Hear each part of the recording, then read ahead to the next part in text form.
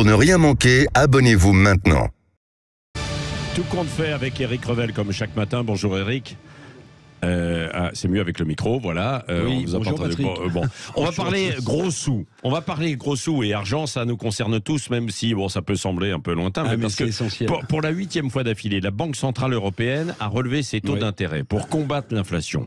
Parce que le loyer de l'argent est au plus haut depuis 22 ans et ce n'est pas une bonne nouvelle pour la croissance française. Non, je ne sais pas si vous vous en souvenez, la BCE, la Banque Centrale Européenne, s'est lancée avec pas mal de retard dans son combat contre l'inflation. Du coup, elle relève régulièrement ses taux d'intérêt, elle rend plus cher le crédit, vous l'avez dit, et donc la BCE affaiblit la croissance, et notamment la croissance française, qui devrait être de 0,6% cette année contre 2,5% en 2022. Vous voyez qu'on est très très loin du score de 2022.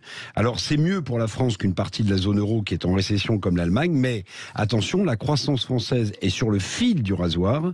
Il en va de la création d'emplois.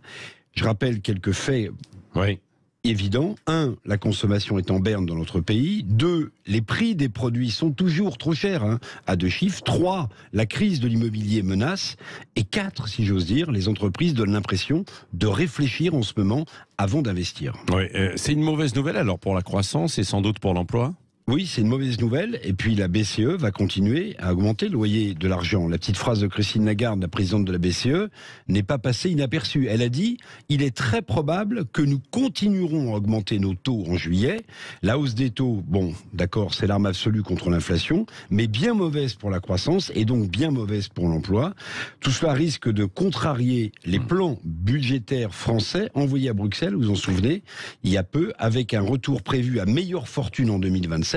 Mais avec ce relèvement des taux, il est fort à parier que la copie française budgétaire envoyée à l'Union européenne ne sera pas tenue. Oui, alors c'est vrai que la BCE, elle ne s'occupe pas de croissance et d'emploi, elle s'occupe d'inflation, des prix, Oui, vous avez raison de le rappeler, c'est une énorme différence avec la Banque centrale américaine. La Fed américaine doit favoriser la croissance. C'est écrit dans ses statuts. Alors que la BCE doit contenir l'inflation à 2%. Vous voyez, c'est une sorte de dilemme. Est-ce qu'il faut favoriser la croissance ou en ce moment combattre l'inflation? Je rappelle quand même que l'inflation, même si elle baisse en France, elle caracole toujours en moyenne à 6% dans la zone euro. C'est la croissance, n'oublions pas, qui favorise l'emploi et donc les recettes fiscales d'un État. Alors peut-être, Patrick, que vous rêverez un jour que le statut de la BCE soit réformée et qu'elle s'occupe plus de croissance et plus d'emplois qu'elle ne s'occupe d'inflation. Oui, mais est-ce que, question très concrète, là, immédiate, aussi, que se posent les auditeurs, donc si la Banque centrale relève ses taux d'intérêt, est-ce que ça veut dire que directement, là, dans les banques, les taux d'intérêt vont encore augmenter? Il y aura forcément un impact. Il y a un impact. Bien sûr, voilà. parce que c'est la BCE... Déjà, c'est monté à 4,5 là, à peu près, pour des c'est pour ça que je vous parlais de la crise immobilière qui menace. Non seulement il n'y a pas de production de logement, mais en plus, le coût du crédit ne cesse d'être surenchéri. Donc, évidemment, c'est un vrai problème. Vous ne pourriez pas venir avec un panier de bonnes nouvelles de temps en temps, mon cher Eric Revel? Écoutez, lundi alors. Oui, lundi. Voilà, merci.